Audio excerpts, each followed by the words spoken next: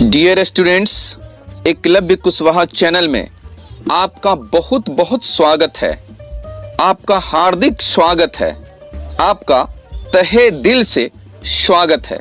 आज हम लोग संधि पढ़ेंगे और संधि की परिभाषा जानेंगे और संधि सीखने का एक नया ट्रिक सीखेंगे। और केवल यहाँ स्वर संधि को जानने का हम लोग एक नया ट्रिक सीखेंगे और मुझे पूर्ण विश्वास है कि आप लोग संधि खूब अच्छी तरह सीख जाएंगे। कम से कम स्वर संधि तो इस वीडियो को देखकर सीख ही जाएंगे। तो चलिए हम लोग वीडियो शुरू करते हैं। सबसे पहले हम लोग संधि की परिभाषा सीखते हैं। दो वर्णों के मेल से उत्पन्न परिवर्तन को संधि कहते हैं। इसी को आप वर्णों के जगह पर अक्षर भी लिख सकते हैं। एक वर्ण है तो वर्ण कहते हैं और एक से अधिक वर्ण होता है तो उसको वर्णों कहा जाता है। तो वर्ण के जगह पर आप अक्षर भी लिख सकते हैं। इसी लाइन को दूसरे ढंग से कह सकते हैं, दो अक्षरों के मेल से उत्पन्न परिवर्तन को संधि कहते हैं, या दो वर्णों के मेल से हुए परिवर्तन को संधि कहते हैं। यहां दो वर्णों के जगह पर आप दो अक्षरों भी कह सकते हैं और कह सकते हैं दो अक्षरों के मेल से हुए परिवर्तन को संधि कहते हैं। हुए के जगह पर आप होने वाले भी लिख सकते हैं, जैसे कि दो वर्णों के मेल से होने वाले परिवर्तन को संधि कहते हैं, या दो वर्णों के मेल से जो परिवर्तन होता है उसे संधि कहते हैं। या वर्णों की जगह पर आप अक्षरों भी कह सकते हैं। दो अक्षरों के मेल से जो परिवर्तन होता है उसे संधि कहते हैं। अब इसमें तीन लाइन मैंने लिखा है और तीनों लाइन को मैंने दो दो प्रकार से पढ़ा और दूसरे लाइन को मैंने चार प्रकार से पढ़ा। हुए के जगह पर होने वाले भी लिख सकते हैं और अब हर एक लाइन को एक प्रकार से और बोल सकते हैं। को संधि कहते हैं की जगह पर कहा जा सकता है को संधि कहा जाता है। जैसे कि दो वर्णों के मेल से उत्पन्न परिवर्तन को संधि कहा जाता है, या दो वर्णों के मेल से हुए परिवर्तन को संधि कहा जाता है, या दो वर्णों के मेल से जो परिवर्तन होता है उसे संधि कहा जाता है। यहां आपने देखा संधि की परिभाषा को हम लोग कई तरीका से बोल सकते हैं। हर किताब में अलग अलग राइटर अलग अलग ढंग से बोलते हैं। आपको इसमें से कोई भी एक तरीका सीख लेना है। संधि के परिभाषा को और भी कई तरीका से बोला जा सकता है, जैसे कि दो वर्णों के मेल से उत्पन्न विकार को संधि कहते हैं। इसी लाइन में वर्णों के जगह पर आप अक्षरों भी लिख सकते हैं। दो अक्षरों के मेल से उत्पन्न विकार को संधि कहते हैं, या इसी लाइन को कह सकते हैं दो वर्णों के मेल से उत्पन्न विकार को संधि कहा जाता है। इस लाइन में संधि कहते हैं की जगह पर आप संधि कहा जाता है भी लिख सकते हैं, या दो वर्णों के मेल से हुए विकार को संधि कहते हैं। आप वर्णों की जगह पर अक्षरों भी लिख सकते हैं। दो अक्षरों के मेल से हुए विकार को संधि कहते हैं, या हुए की जगह पर आप होने वाले भी लिख सकते हैं। दो वर्णों के मेल से होने वाले विकार को संधि कहते हैं, या दो वर्णों के मेल से जो विकार होता है उसे संधि कहते हैं। आपने देखा कि हम लोग संधि कहते हैं भी लिख सकते हैं और संधि कहते हैं के जगह पर आप संधि कहा जाता है भी लिख सकते हैं। यहाँ तीसरे लाइन में भी बोल सकते हैं दो वर्णों के मेल से या दो अक्षरों के मेल से जो विकार उत्पन्न होता है उसे संधि कहा जाता है। तो यहाँ मैंने देखा कि कम से कम आप 15 या 20 प्रकार से संधि की परिभाषा दे सकते हैं। सबका अर्थ एक ही होता है, सबका मतलब एक ही होता है, सबका भाव एक ही होता है, सबका आशय एक ही होता है। तो आप किसी ढंग से भी, किसी तरीका से भी, किसी तरह से भी संधि की परिभाषा दे सकते हैं, लेकिन अर्थ यही होना चाहिए, भाव यही होना चाहिए। वर्णों में संधि करने पर, अक्षरों में संधि करने पर, या इसके जगह पर कह सकते हैं शब्दों में संधि करने पर यदि आप शब्दों में भी संधि करेंगे तो भी वर्णों में ही संधि होगा, अक्षरों में ही संधि होगा। इसलिए सबसे अच्छा है कि आप वर्णों में संधि करने पर ही लिखें। तो हम इस पंक्ति को दोबारा पढ़ते हैं, इस लाइन को दोबारा पढ़ते हैं। वर्णों में संधि करने पर स्वर या व्यंजन या विसर्ग में परिवर्तन आता है, या इसको कह सकते हैं में परिवर्तन होता है। अतः संधि 3 प्रकार की होती है। पहली है स्वर संधि, दूसरी है व्यंजन संधि और तीसरी है विसर्ग संधि। देखो भाई, संधि यहां स्त्रीलिंग है, इसीलिए मैंने कहा संधि 3 प्रकार की होती है। और मैंने कहा पहली संधि, दूसरी संधि और तीसरी संधि। अब स्त्रीलिंग है तो लड़की ही मानेंगे। आप लोग इसे सचमुच में ही स्त्री न मान लें और कल से आप लोग इसको संधि माता ना कहने लगें। इस बात का ध्यान रखें, यहां संधि स्त्रीलिंग है, पुल्लिंग शब्द नहीं है। तीनों संधि में से एक एक उदाहरण हम लोग यहां देखते हैं। उदाहरण, देव जोर आलय, देवालय शब्द बनता है। यहां स्वरों का मेल होता है। कैसे होता है इसको हम डिटेल से, इसको हम विस्तार से आगे पढ़ेंगे। जगत जोर नाथ, जगन्नाथ होता है। यहां 2 व्यंजन का मेल हो रहा है, 2 व्यंजन की संधि हो रही है। मनः जोर योग, मनोयोग। यहां विसर्ग का और व्यंजन की संधि हो रही है। पहला है स्वर संधि, दूसरा है व्यंजन संधि, तीसरा है विसर्ग संधि। अब हम स्वर संधि की परिभाषा सीखते हैं। स्वर के साथ स्वर के मेल से जो परिवर्तन होता है स्वर संधि कहलाता है। स्वर संधि कहलाता है की जगह पर आप लिख सकते हैं उसे स्वर संधि कहते हैं। या स्वर के साथ स्वर के मेल से जो परिवर्तन होता है उसे स्वर संधि कहते हैं। यहां मैंने स्वर संधि कहलाता है की जगह पर केवल उसे स्वर संधि कहते हैं लिख दिया है। बस इतना का स्थान बदलकर इतना लिख दिया है। या 2 स्वरों के मेल से जो परिवर्तन होता है स्वर संधि कहलाता है।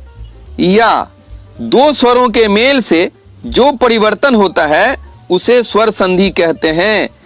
यहां मैंने क्या किया है, स्वर संधि कहलाता है को हटा दिया है और इसकी जगह पर उसे स्वर संधि कहते हैं लिख दिया है।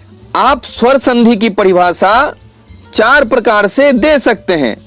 यदि आपका मन हो, यदि आपकी इच्छा हो तो और भी कई प्रकार से आप स्वर संधि की परिभाषा दे सकते हैं, लेकिन अर्थ यही होना चाहिए, भाव यही होना चाहिए, आशय यही होना चाहिए, मतलब यही होना चाहिए। सिर्फ बोलने का और कहने का और व्यक्त करने का ढंग अलग होता है। आप इस स्वर संधि की परिभाषा को और भी कई ढंग से और भी कई प्रकार से बोल सकते हैं या कह सकते हैं या व्यक्त कर सकते हैं। बस कहने का मतलब, बोलने का मतलब, व्यक्त करने का मतलब एक ही होना चाहिए। स्वर संधि के 5 भेद हैं या स्वर संधि के 5 भेद होते हैं, या कह सकते हैं इसको स्वर संधि 5 तरह के होते हैं या स्वर संधि 5 प्रकार के होते हैं। पहली है दीर्घ संधि, दूसरी है गुण संधि, तीसरी है वृद्धि संधि, चौथी है यन संधि और 5वीं है अयादि संधि। हम लोगों ने यहां देखा संधि 3 प्रकार की होती है, यानी संधि की 3 बेटियां होती हैं। पहली है स्वर संधि, दूसरी है व्यंजन संधि और तीसरी है विसर्ग संधि।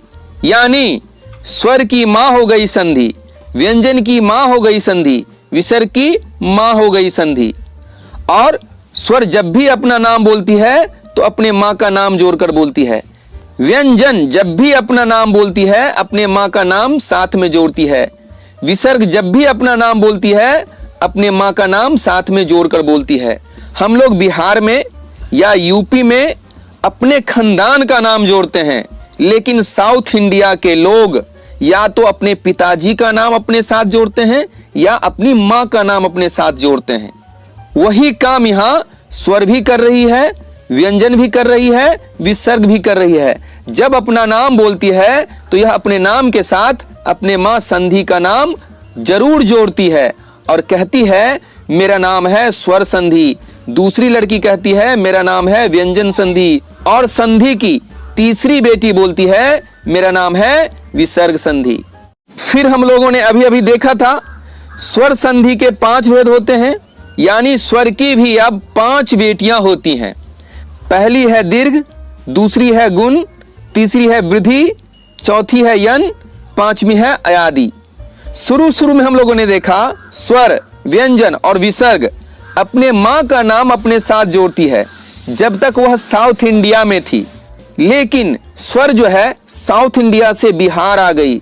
जब बिहार आ गई तो स्वर की 5 बेटियां होती हैं और 5 बेटियां अपने मां का नाम नहीं जोड़ती है। बिहारियों की तरह, यूपी वालों की तरह अपने नाम के साथ अपने खानदान का नाम जोड़ती है, अर्थात अपने नानी का नाम जोड़ती है और कहती है, पहली बेटी दीर्घ कहती है मेरा नाम है दीर्घ संधि, दूसरी बेटी गुण कहती है मेरा नाम है गुण संधि, स्वर की तीसरी बेटी वृद्धि कहती है मेरा नाम है वृद्धि संधि, स्वर की चौथी बेटी यन कहती है मेरा नाम है यन संधि, स्वर की 5वीं बेटी अयादि कहती है मेरा नाम है अयादि संधि।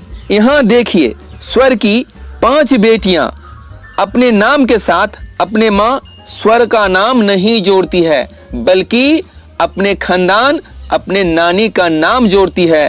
मुझे पूर्ण विश्वास है कि आप लोग संधि के 3 भेद होते हैं और स्वर संधि के 5 भेद होते हैं खूब अच्छी तरह समझ गए होंगे, और मुझे पूर्ण आशा है कि आपको ये नाम भी याद हो गए होंगे।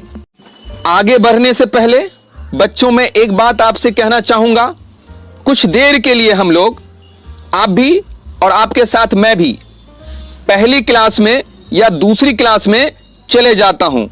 मैं तो पहली और दूसरी क्लास में चला गया।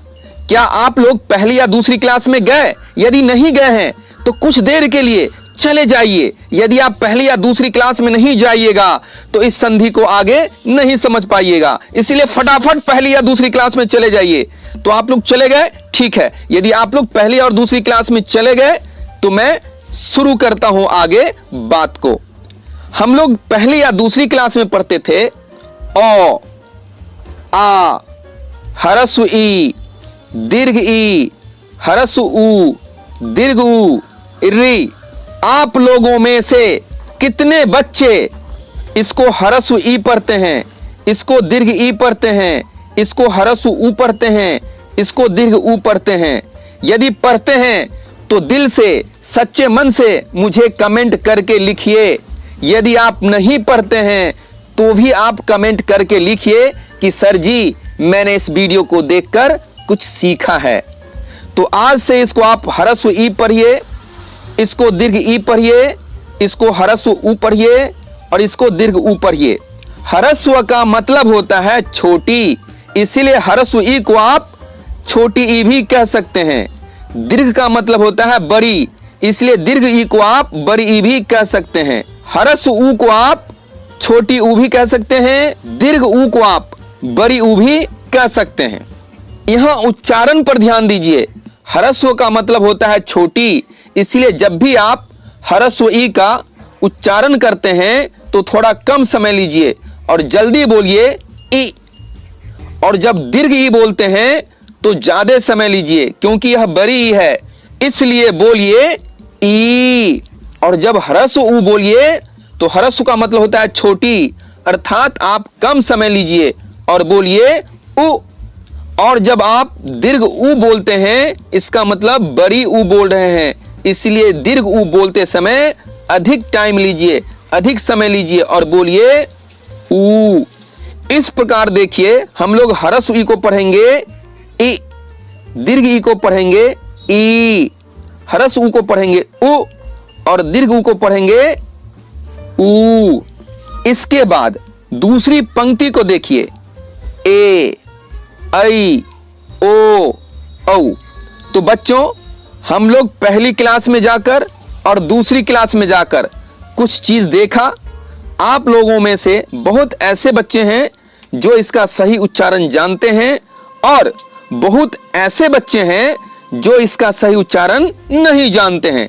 इसीलिए आज से आप इन सबों का सही सही उच्चारण करना सीखें। अभी हम लोगों ने पहली पंक्ति में अ को पढ़ा और दूसरी पंक्ति में ए ऐ को पढ़ा, लेकिन कहीं भी हम लोगों ने अंग और अह को नहीं देखा, क्योंकि अंग और अह स्वर नहीं है, ये अयोगवाह होते हैं। चूंकि हम लोग स्वर संधि पढ़ रहे हैं और स्वरों से स्वरों का ही मेल कराएंगे, इसीलिए मैंने अंग अह को छोड़ दिया है। यानी कुल मिलाकर हम लोग देखते हैं 7 4 11 स्वर होते हैं और 11 स्वर को आपस में संयोग कराकर स्वर संधि का निर्माण हम लोग करेंगे। तो पहली पंक्ति में से देखिए री को मैंने छोड़ दिया है और पहली पंक्ति मैंने यहां लिखा है, और इसमें भी समान स्वर का आपस में संयोग होगा। यहां अ का खुद अ से होगा या अ का आ से होगा, या आ का खुद आ से होगा या आ का अ से होगा। ऐसे ही हर्ष ई और दीर्घ ई में आपस में संयोग होगा, आपस में मेल होगा, आपस में संधि होगा। और इसी प्रकार हरस उ और दीर्घ उ में आपस में संधि होगी। ठीक है, यहां देखिए पहली पंक्ति हम लोगों ने पहली पंक्ति में से री को छोड़कर लिखा है। इसमें भी समान स्वरों को, जो एक जैसा स्वर है उसको हम आपस में क्या करेंगे, संधि कराएंगे। इसको हम लोग पहली संधि का नाम देंगे, जिस पहली संधि को हम लोगों ने कहा था दीर्घ। दूसरी पंक्ति में मैंने क्या लिखा है, दूसरी पंक्ति में मैंने लिखा है बस पहली पंक्ति को पूरा लिख दिया है। पहले पंक्ति में देखिए, इसमें मैंने पहली पंक्ति से री को हटा दिया है। अब यहां दूसरी पंक्ति में देखिए ओ वाला पंक्ति में से पूरा पहली पंक्ति मैंने लिख दिया है, किसी को भी नहीं छोड़ा है। लेकिन इसमें जो है केवल ओ या आ में जुड़ता है कौन, हरे रंग वाला अक्षर। अब फिर तीसरी पंक्ति में मैंने क्या लिखा है, जो मैंने ओ आ और ए ऐ में पढ़ा था उसमें फिर गौर से देखिए। पहली पंक्ति से मैंने ओ आ ले लिया है और पहली पंक्ति ओ आ में दूसरी पंक्ति जो ब्लू रंग से लिखी हुई है ए ऐ ओ औ उसको लिखा है। यानी यहां हम अ का संयोग दूसरी पंक्ति ए ऐ ओ औ से करवाएंगे। इसको तीसरी संधि का नाम देंगे। सबसे पहले हम लोग इसी तीनों पंक्ति के बारे में विस्तार से पढ़ेंगे। पहली पंक्ति का संयोग हम कैसे करते हैं, दूसरे पंक्ति में जो अक्षर है उसकी संधि हम लोग कैसे करेंगे, तीसरे पंक्ति में जो अक्षर है उसकी संधि कैसे करेंगे। बारी बारी से पहले इन 3 संधि को देखते हैं, उसके बाद चौथे और 5वें संधि को देखेंगे। पहली संधि देखिए, पहली पंक्ति में से री को छोड़कर यहां सब के सब वर्ण हैं, सारे के सारे अक्षर हैं। इसमें भी हम लोग एक समान जो स्वर है उसकी संधि करेंगे, अर्थात ओ आ की संधि हम आपस में करवाएंगे। हरस्व ई और दीर्घ ई की संधि आपस में करवाएंगे। हरस्व उ और दीर्घ उ की संधि आपस में करवाएंगे। कैसे, यह देखिए। ओ में ओ जोड़ेंगे या ओ में आ जोड़ेंगे। अब आ में ओ जोड़ेंगे या आ में आ जोड़ेंगे। यहां हम देखते हैं कि ओ या आ को आपस में हम लोग 4 प्रकार से जोड़ते हैं, और चारों प्रकार से जोड़ेंगे तो दोनों स्वर मिलकर आ होगा। आ दीर्घ होता है। अब देखिए हरस्व ई और दीर्घ ई को आपस में कैसे जोड़ेंगे, कैसे मेल कराएंगे। हरस्व ई में हरस्व ई की संधि करते हैं, हरस्व ई में दीर्घ ई को जोड़ते हैं, दीर्घ ई में हरस्व ई की संधि करते हैं, दीर्घ ई में दीर्घ ई को जोड़ते हैं। तो यह भी 4 प्रकार से जोड़ सकते हैं। यहां भी देखिए, जब हम हरस्व ई और दीर्घ ई को आपस में जोड़ेंगे, आपस में संधि कराएंगे, आपस में मेल कराएंगे, तो दोनों मिलकर दीर्घ ई बन जाता है। इसमें भी ई बनता है लेकिन दीर्घ ई बनता है। अब देखिए, जब हम हरस उ और दीर्घ उ को आपस में संयोग कराएंगे, आपस में मेल कराएंगे, तो क्या होता है। हरस उ के साथ हरस उ को जोड़ सकते हैं, हरस उ के साथ दीर्घ उ को जोड़ सकते हैं, दीर्घ उ के साथ हरस उ को जोड़ सकते हैं, दीर्घ उ के साथ दीर्घ उ को जोड़ सकते हैं। यहां भी हम लोगों ने देखा कि हरस उ और दीर्घ उ को आप 4 प्रकार से जोड़ सकते हैं। और चारों प्रकार से जब जोड़ेंगे तो इसमें भी दीर्घ ऊ बनेगा। यहां हम लोगों ने देखा पहली पंक्ति में आ बनता है अर्थात दीर्घ बन जाता है, दूसरी पंक्ति में भी दीर्घ ई बनता है, यहां भी दीर्घ बनता है, तीसरी पंक्ति में भी दीर्घ ऊ बनता है, यहां भी दीर्घ बनता है। इसीलिए इस संधि का नाम दीर्घ संधि पड़ा। अभी हम लोगों ने पहली पंक्ति में से री को छोड़कर जो एक समान स्वर बच गया था उसकी संधि हम लोगों ने कराई।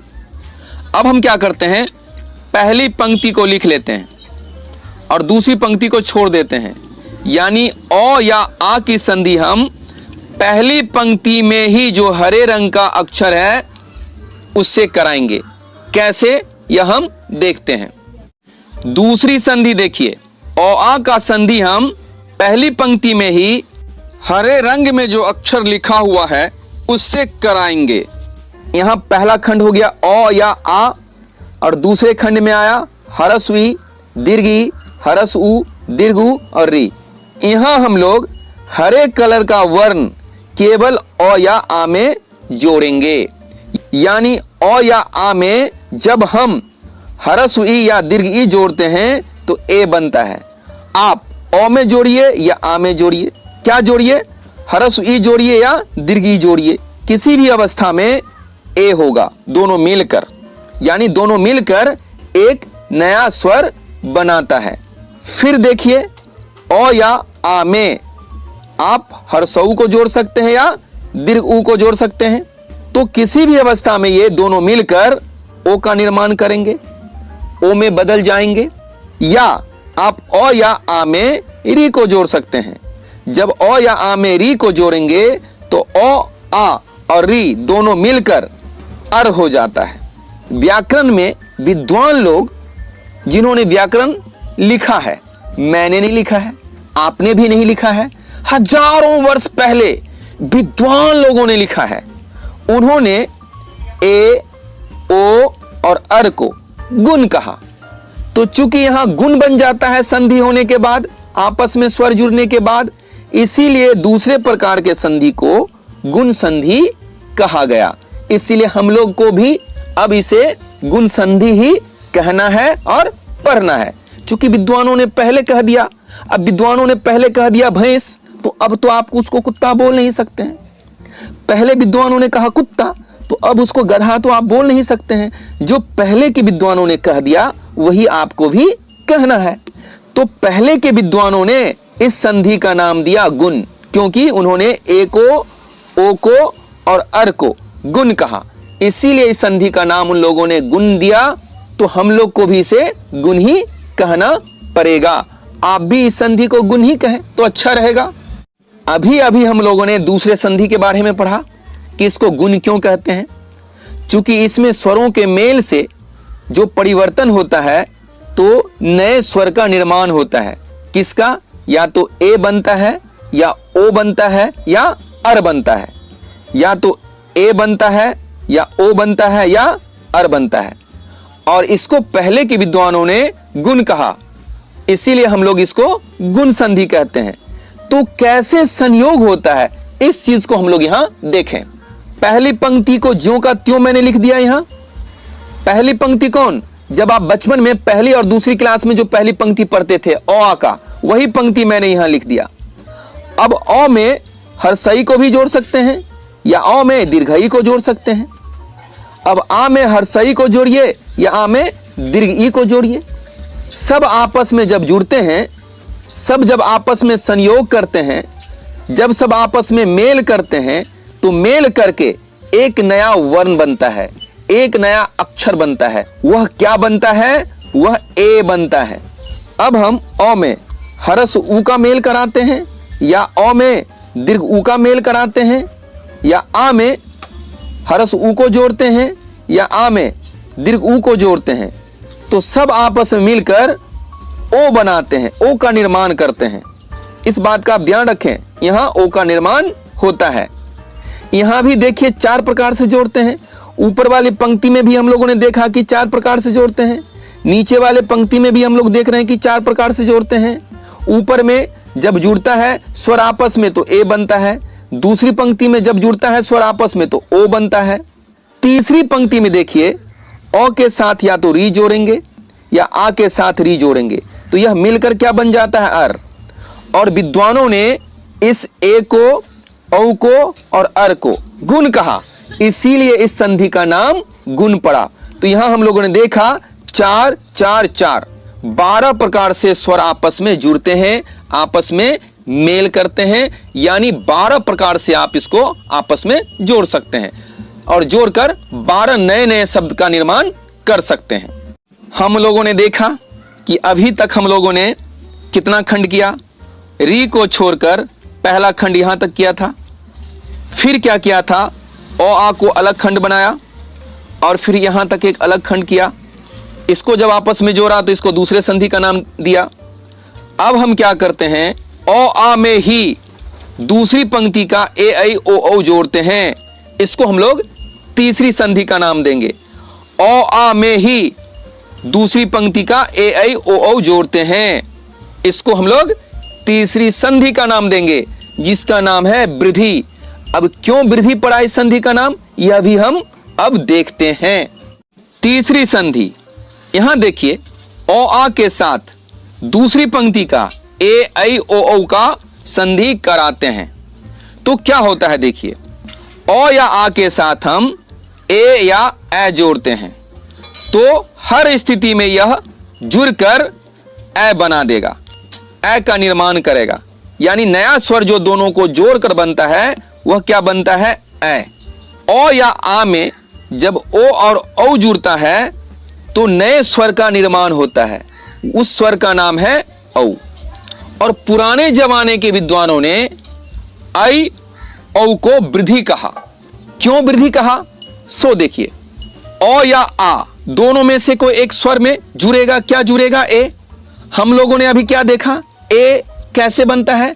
जब ओ या आ में ह्रस्व ई या दीर्घ ई जुड़ता है, यानी ह्रस्व ई और दीर्घ ई किस में जुड़ता है? ओ या आ में, यानी ए में दो स्वर मिला हुआ है, ओ या आ, उसमें क्या? ह्रस्व ई या दीर्घ ई, तो दो स्वर हो गया और ये तीसरा स्वर हुआ, यानी तीसरी संधि में हम देखते हैं दो स्वरों का मेल नहीं होता है, तीन तीन स्वरों का मेल होता है। इसमें भी देखिए ओ या आ में से कोई एक होगा और इसमें से ओ होगा या औ होगा, और वो कैसे बनता है? ओ या आ में ह्रस्व जोड़िए या दीर्घऊ जोड़िए तो ओ बनता है, यानी ओ में दो स्वर है, तो दो स्वर और एक तीसरा स्वर, यानी तीन स्वरों का यहां योग होता है, इसीलिए इसको वृद्धि कहा गया। अब पुराने जमाने के विद्वानों ने इसको वृद्धि कह दिया तो हम लोग को भी वृद्धि कहना पड़ेगा। पुराने विद्वानों ने तीसरी संधि को वृद्धि कहा। वृद्धि क्यों कहा समझ गए? यहां दो स्वर का मेल नहीं होता है, तीन तीन स्वर मिलता है, लेकिन हमको देखने में लगता है कि बस दो स्वरों का मेल हो रहा है, इसीलिए इस संधि का नाम वृद्धि संधि पड़ा। अब हम लोग देखें कि तीसरी संधि में स्वरों का योग कैसे होता है। यहां ओ या आ में ए ऐ या ओ औ जोड़ा जाता है, कैसे? इस बात को देखें। ओ में हम या तो ए जोड़ सकते हैं या ओ में ए जोड़ सकते हैं। अब आ में ए जोड़ सकते हैं या आ में ए जोड़ सकते हैं। आप दूसरा भी जोड़कर देखें, आपसे जुड़ेगा नहीं। यदि आप जोड़ सकते हैं तो मुझे कमेंट करके जरूर बताइएगा, सर ओ में हम कैसे जोड़ेंगे ए या ए को।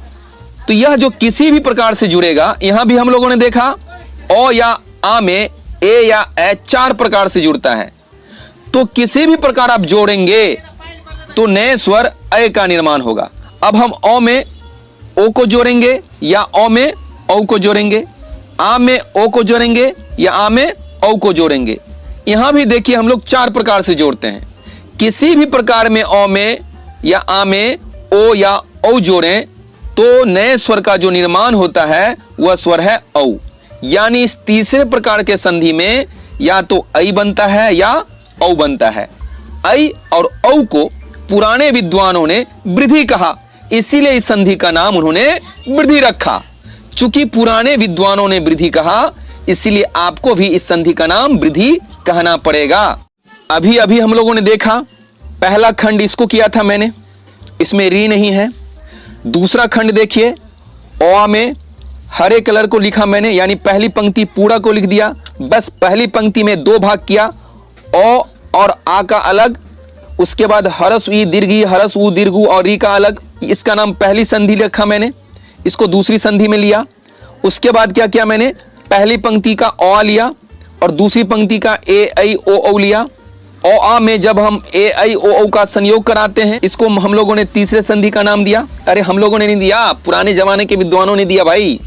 अब हम क्या करेंगे, फिर पहली पंक्ति को पूरा लिखते हैं और दूसरी पंक्ति को पूरा लिखते हैं। इसका पहला भाग तो हम लोगों ने देख दिया, पहला संधि में आपस में जोड़े। उसके बाद दूसरी संधि में हम लोगों ने देखा ओ आ के साथ ये हरे कलर वाला जोड़े, इसको दूसरे संधि का नाम दिया। उसके बाद तीसरे संधि में मैंने देखा ओ आ के साथ यह ब्लू वाला अक्षर जोड़ा दूसरे पंक्ति का। अब आप ओ आ में कोई भी भाग नहीं जोड़ सकते हैं। अब आप सोचिए क्या कीजिएगा। अब हम क्या करते हैं, इस हरे वाले भाग में कोई भी अन्य स्वर जोड़ सकते हैं या इस ब्लू वाले भाग में कोई भी अन्य स्वर जोड़ सकते हैं। जब हम हरे वाले भाग में कोई अन्य स्वर जोड़ेंगे तो इसको हम लोग चौथे संधि का नाम देंगे, और जब इस ब्लू वाले भाग में कोई अन्य स्वर जोड़ेंगे, अन्य स्वर कौन, इसी में से कोई, उसको हम लोग पांचवें संधि का नाम देंगे। तो चलिए हम लोग आगे बढ़ते हैं और चौथे संधि को और पांचवें संधि को सीखते हैं। चौथी संधि को देखिए, यह बहुत लंबा लगता है देखने में लेकिन बहुत छोटा है, बस समझने का प्रयास कीजिए।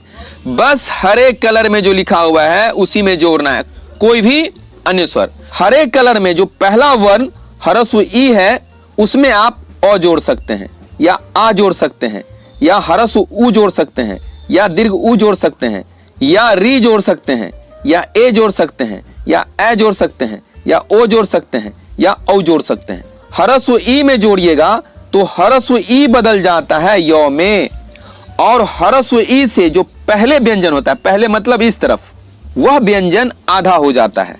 और हर्षई में जो भी स्वर जुड़ता है उसकी मात्रा य में लग जाती है। दीर्घ ई में जब अ या आ या हरस ऊ या दीर्घ ऊ या री या ए या ए या ओ या औ जोड़ते हैं तो दीर्घ ई बदलकर य हो जाता है, और दीर्घ ई से पहले जो भी व्यंजन होता है वह आधा हो जाता है, और दीर्घ ई के बाद जो भी स्वर होता है उसकी मात्रा य में लग जाती है। अब देखिए, हरस ऊ में जब ओ या आ या हरस ई या दीर्घ ई या री या ए या ऐ या ओ या औ जोड़ते हैं तो हरस ऊ बदलकर वह हो जाता है, और हरस ऊ से पहले जो व्यंजन होता है वह आधा हो जाता है, और हरस ऊ के बाद जो भी स्वर आता है उसकी मात्रा वो में लग जाती है। दीर्घ ऊ में जब ओ या आ या हरस ई या दीर्घ ई या री या ए या ऐ या ओ या औ जुड़ता है तो दीर्घ ऊ बदलकर वह हो जाता है, और दीर्घ ऊ से पहले जो व्यंजन होता है वह बदलकर आधा हो जाता है, और दीर्घ ऊ में जो भी जुड़ा होता है, जो भी स्वर जुड़ा होता है उसकी मात्रा व में लग जाती है। जब री में ओ या आ या हरस ई या दीर्घ ई या ए या ए या ओ या औ जुड़ता है तो री बदलकर र हो जाता है, और री से पहले जो व्यंजन होता है वह आधा हो जाता है, और री में जो भी स्वर जुड़ा रहता है उसकी मात्रा र में लग जाती है। मेरे विचार से प्यारे विद्यार्थियों, आप मेरी बात को खूब अच्छी तरह समझ गए होंगे। मुझे पूर्ण विश्वास है कि चौथे संधि में क्या होता है खूब अच्छी तरह आप समझ गए होंगे। एक बार दोबारा से इसको देखिए। हरस्व ई या दीर्घ ई में हरस्व ई या दीर्घ ई को छोड़कर कोई भी अन्य स्वर जोड़ सकते हैं। दोनों ही अवस्था में य बनता है। कौन बनता है? य। ई बदलकर य हो जाता है। जब हम लोग हरस्व ऊ और दीर्घ ऊ में हरस्व ऊ और दीर्घ ऊ को छोड़कर कोई भी अन्य स्वर जोड़ते हैं तो हरस्व ऊ या दीर्घ ऊ बदलकर व हो जाता है, और जब हम लोग री में री को छोड़कर कोई अन्य स्वर जोड़ते हैं तो री बदलकर र हो जाता है। इस बात का आप ख्याल रखें। यहां देखिए, जब किसी स्वर में संयोग होता है तो तीन अक्षर का निर्माण होता है। पहला है य, दूसरा है व, तीसरा है र। तो तीनों अक्षर में से पहला स्थान किसका है? य का। इसलिए पुराने जमाने के विद्वान लोगों ने य के नाम पर ही इसका नाम रख दिया यन, इसलिए इस संधि का नाम यन संधि पड़ गया। और जब उन्होंने रखा यन संधि तो हम लोग को भी यन संधि कहना पड़ेगा। अपने मन से आप इसको कोई दूसरा संधि नहीं कह सकते हैं। पांचवी संधि ए ऐ ओ औ में जब अन्य स्वर जोड़ते हैं तो कैसे जोड़ते हैं, आइए देखते हैं। ए में जब भी कोई अन्य स्वर जुड़ता है तो ए बदलकर आय हो जाता है और ए के बाद जो भी मात्रा है यो में लग जाती है। जब ऐ के बाद कोई अन्य स्वर जुड़ता है तो ए बदलकर आई हो जाता है। जब ऐ में कोई अन्य स्वर जुड़ता है, कोई भी अन्य स्वर, तो ए बदलकर आई हो जाता है और ऐ के बाद जो भी स्वर होता है उसकी मात्रा यो में लग जाती है। ओ में जब अन्य स्वर जुड़ता है तो ओ बदलकर औ होता है और ओ के बाद जो भी स्वर होता है उसकी मात्रा वो में लग जाती है। औ के बाद जब अन्य स्वर जुड़ता है तो औ बदलकर आव हो जाता है और औ के बाद जो भी स्वर होता है उसकी मात्रा वो में लग जाती है। यहां हम लोगों ने देखा केवल ए ऐ ओ औ बदलता है, 4 नया अक्षर बनता है। ए बदलता है ऐ में, ऐ बदलता है आई में, ओ बदलता है औ में, औ बदलता है आव में। इस बात का आप हमेशा ध्यान रखें और बाद में जो स्वर होता है वह मात्रा के रूप में यो में जुड़ता है, यो में या वो में जुड़ता है। इस बात का आप हमेशा ध्यान रखेंगे। और पांचवी संधि में ए या ऐ या ओ या औ के पहले जो व्यंजन होता है वह आधा नहीं होता है, लेकिन चौथी संधि में हर्षई दीर्घई या हर्षऊ दीर्घऊ के पहले जो व्यंजन था वह आधा हो जाता था। इस बात का भी आप ध्यान रखेंगे। तो मेरे छात्र और छात्राओं, मुझे पूर्ण विश्वास है कि स्वर संधि आपको खूब अच्छी तरह समझ में आ गई होगी, संधि भी आपको खूब अच्छी तरह समझ में आ गई होगी। संधि शब्द स्त्रीलिंग है, यह बात भी आपको समझ में आ गई होगी। तो अब मेरी अगली भेंट आपसे अगले वीडियो में होगी। तब तक के लिए बाय बाय।